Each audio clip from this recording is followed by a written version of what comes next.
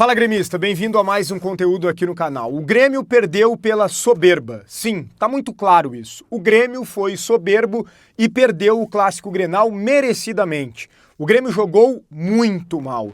O adversário não só fez 4 gols, como criou outras várias oportunidades que desperdiçou. O Grêmio não jogou absolutamente nada. E alguém vai dizer, a soberba também da imprensa. É verdade. A soberba também da imprensa. Eu, por exemplo, achei que o Grêmio ganharia com tranquilidade no Clássico Grenal, porque via o Grêmio como favorito, porque via o Grêmio como um time bem melhor do que o Inter. E isso não significa dizer que eu estava vendo um Grêmio pronto, um Grêmio que estava voando, um Grêmio preparado para dar show. Não, mas um Grêmio sim, com bons motivos para a gente acreditar numa boa atuação num Clássico Grenal, mesmo fora de casa. E mais do que isso, eu vi o Inter jogar e não jogou absolutamente nada. Agora, se a imprensa foi soberba e ela errou em ser soberba, pior é o Grêmio, que entrou com esta soberba, porque a imprensa tem que dar opinião. A imprensa informa e opina. A imprensa informa e opina. A imprensa não entra em campo. A imprensa não joga. Ou seja, quem faz a análise, e até mesmo isso por parte dos torcedores, pode apontar o melhor, pode apontar quem a gente acha que vai ganhar. E veja bem, em nenhum momento eu disse que eu achava que o Grêmio já tinha ganhado, que o jogo era jogado. Não, Clássico Grenal sempre é muito difícil, Clássico Grenal sempre tem muita rivalidade, Clássico Grenal é corda esticada, é final de Copa do Mundo, mas ainda assim a gente poderia apontar um time superior, a gente poderia apontar um favorito e a gente poderia apontar quem a gente achava que ganharia. E eu sim achava que o Grêmio ganharia até mesmo com tranquilidade. Não aconteceu, porque o Grêmio acreditou nisso e eu havia alertado. O que o Grêmio precisaria fazer, e era muito importante, era fundamental, era não acreditar nesse favoritismo. O Grêmio, de alguma forma, inclusive, teria que fazer o contrário, colocar na cabeça que o favorito era o Inter, encontrar razões para isso, seja porque o adversário jogava em casa ou sei lá o quê, mas o Grêmio não poderia entrar em campo como entrou. A postura soberba derrubou o Grêmio. Os jogadores entraram em campo se arrastando. E mais do que isso, o treinador pensou errado o jogo. E depois na entrevista coletiva vem dizer que é o momento de testar e entender. Luiz Castro, bem-vindo ao Pago, bem-vindo ao Rio Grande do Sul, bem-vindo a Porto Alegre, bem-vindo ao Clássico Grenal. Clássico Grenal não é jogo de teste, Clássico Grenal é jogo para ganhar. Clássico Grenal não se joga, Clássico Grenal se ganha. Para você ter bom desempenho no Clássico Grenal é depois de o resultado já construído. Não entrar em campo achando que vai desfilar simplesmente bom futebol. E se o Grêmio entrou com a soberba, ela talvez tenha duplicado ou triplicado quando o Grêmio fez o seu primeiro gol. Mas logo tomou o empate com algo que foi alertado. A falta de ritmo do goleiro Everton. Às vezes, a gente faz alertas e passa como chato, mas a gente só está alertando, porque é muito legal entrar na onda e ir de acordo com o vento, simplesmente ir na onda daquilo que a maioria está dizendo, mas nós precisamos olhar o todo e destacar as preocupações, os problemas, os riscos.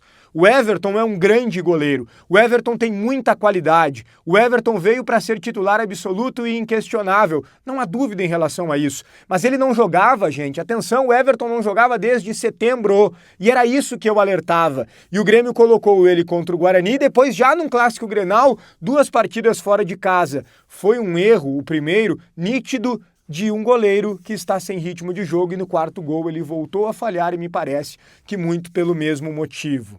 Mais do que isso, na entrevista coletiva de sábado, quando o repórter perguntou ao técnico Luiz Castro se não seria mais adequado dar um poder maior de marcação ao meio-campo, ele foi até agressivo e a torcida foi lá e respaldou. Não, é isso aí, é pra cima deles. Ou seja, aqueles que estão falando de soberba, de minha parte mesmo, muitos me criticaram, mas eu alertei que talvez fosse melhor jogar o Dodge para marcar o Alan Patrick, que jogou solto. Jogou solto no meio-campo, distribuindo, aparecendo nas costas dos volantes do Grêmio. Esses que diziam que não eram soberbos eram os mesmos que pediam Thiaguinho e Arthur. Resumo da ópera, aconteceu aquilo que eu previa. O Arthur teve que se sacrificar, assim não fez um bom jogo, também não tem uma característica forte de marcação e o Grêmio sofreu muito com o Alan Patrick, assim como sofreu muito com as investidas do Carboneiro para cima do Marcos Rocha, nós também havíamos antecipado que esse era um problema. O Grêmio perdeu por tudo aquilo que foi alertado, mas infelizmente ignorado, como por exemplo o Cristaldo. Sim, o Cristaldo mais uma vez não jogou nada. O Cristaldo não me engana. Eu te falei aqui para vocês, o Cristaldo é um leão contra os times fracos do nosso interior gaúcho. Quando precisa, quando o adversário é qualificado, quando o jogo é mais difícil, quando a partida é decisiva, ele some. Sucumbiu no jogo mais uma vez o nosso camisa 10, evidenciando que ele não tem a mínima condição de ser titular do Grêmio. A diretoria me parece que precisa realmente ir forte no mercado, em busca não só de um volante e de um meia. O Grêmio não pode abrir mão de contratar um volante e um meia, mas também vai precisar olhar para a lateral direita. Em relação à zaga, que também foi muito mal, Noriega e Wagner Leonardo, acho que principalmente o Wagner Leonardo, mas sim, os dois foram muito mal, não faço terra arrasada. Sim, eles foram muito mal, mas acho que foi algo do jogo.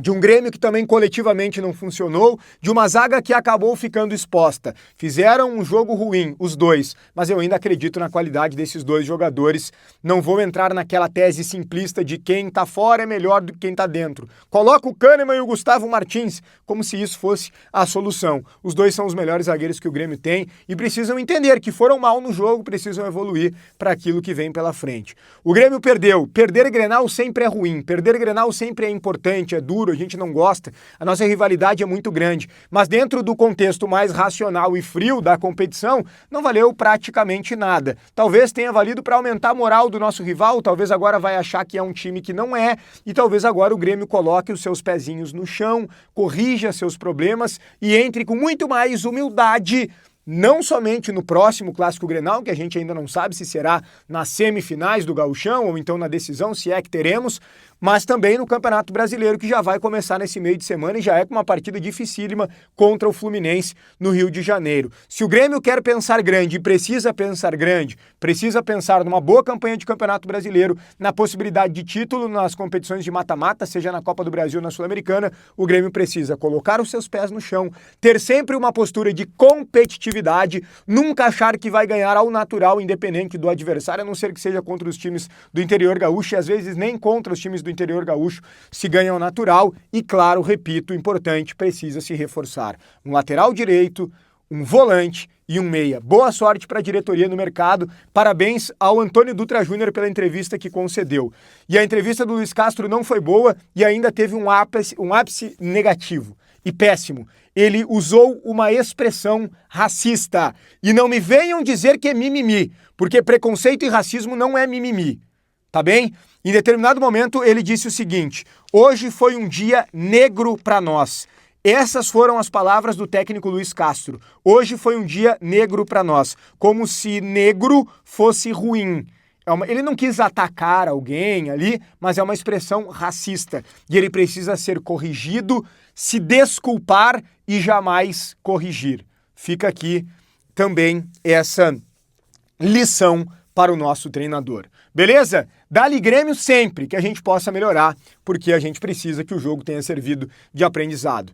Valeu, gente. O conteúdo tem a força de Hora do Pastel e Crepe do Alemão. A Hora do Pastel, a maior franquia de fast food de pastéis do Brasil, uma das maiores do mundo. Eu comprei o meu hoje, ó. Tá aqui, ó.